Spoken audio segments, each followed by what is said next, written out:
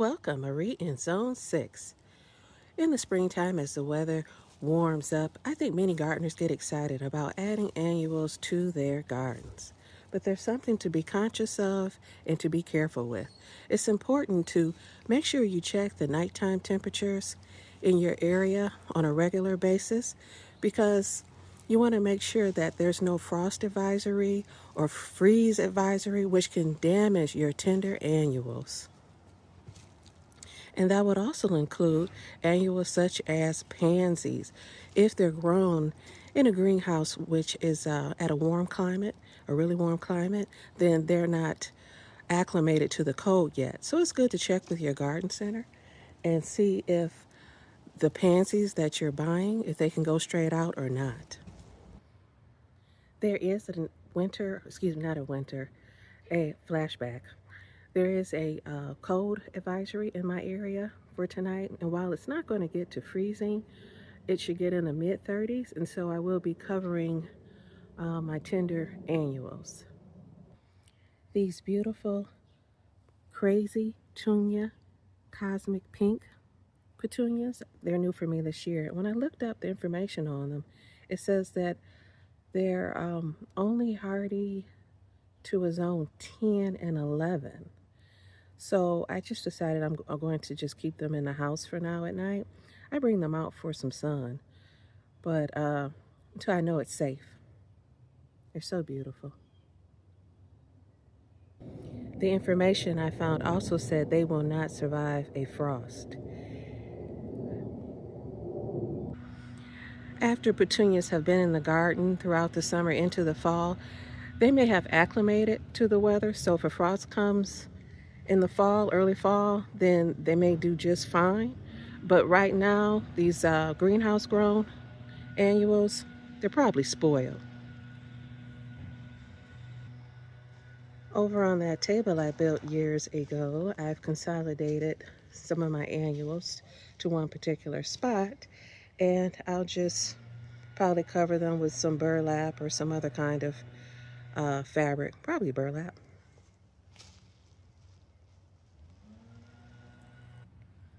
Side note, this new version of the Super Tunia Bordeaux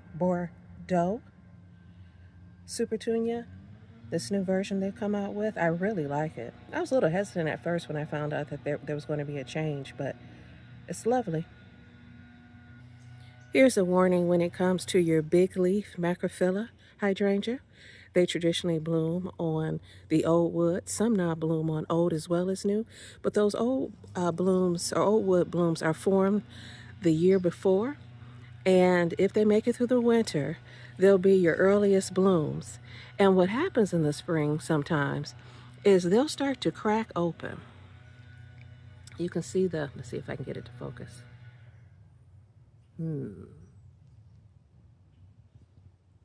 You can see the green of the leaf. And what will happen is that sometimes they'll start to crack open, and then we'll get a late frost or cold, really hard cold, and it will kill those buds. So protecting your Macrophylla is an option, and when you're in climates where in the spring there could be a late frost. So keep that in mind as well. This is Crazy Tunia Cosmic Pink. Sun to part shade. This beautiful petunia is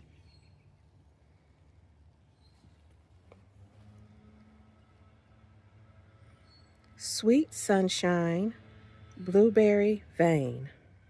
It says full sun on that tag. This geranium, this is my first year with this geranium, and I love it. It's growing fast, it's beautiful. And this geranium is Calliope, large white.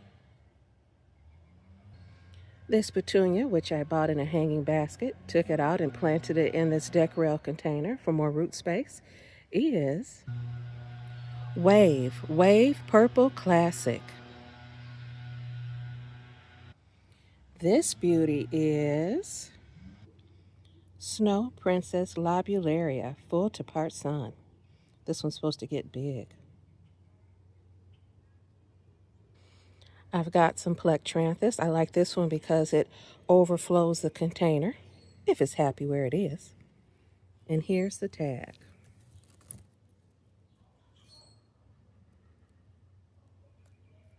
This is my first year with this beautiful Calibrachoa.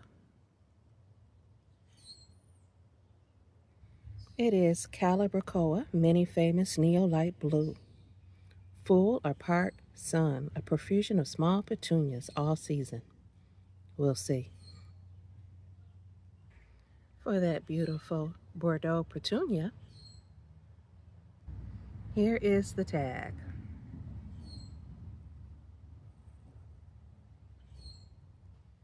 This impatient I love to get every year. It grows quickly, grows large, if fed, and doesn't mind shade. Beacon Impatience.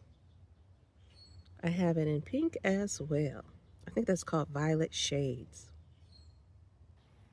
My favorite begonias are these big white green leaf begonias. And big is actually, I believe, the name of the brand. Here is the tag. And boy, do they get big.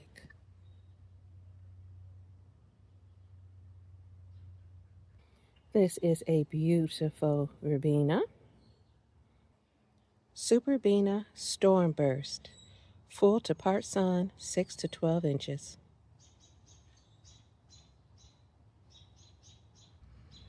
I have this Hawaii blue ageratum. I got it last year.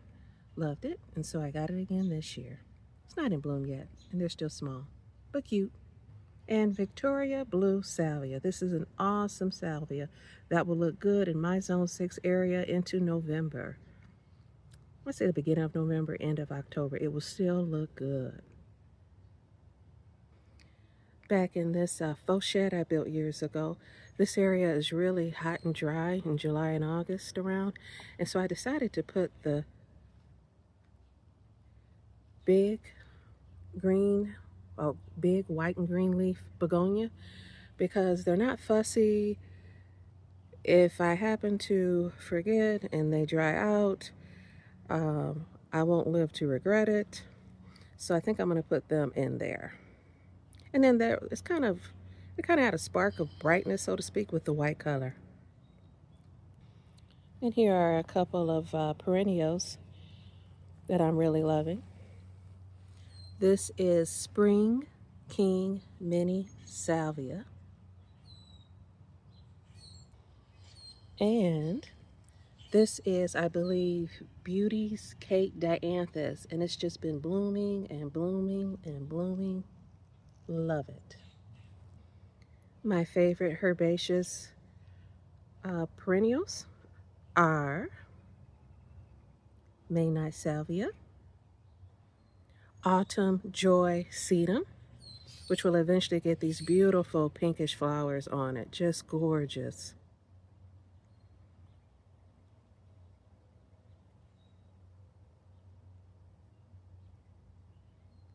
The Autumn Joy Sedum and the Midnight Salvia tie for #1.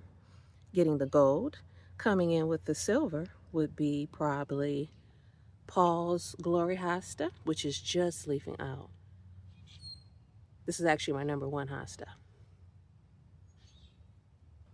Walker's Low Nepeta, Catmint, which isn't blooming yet, but boy, is it a beauty. Also winning a silver medal, figuratively speaking, so to speak, would be August Moon Hosta, which is just leafing out. Just a beauty. I also love Alexander Great Brunera, or commonly called Brunera. So lovely.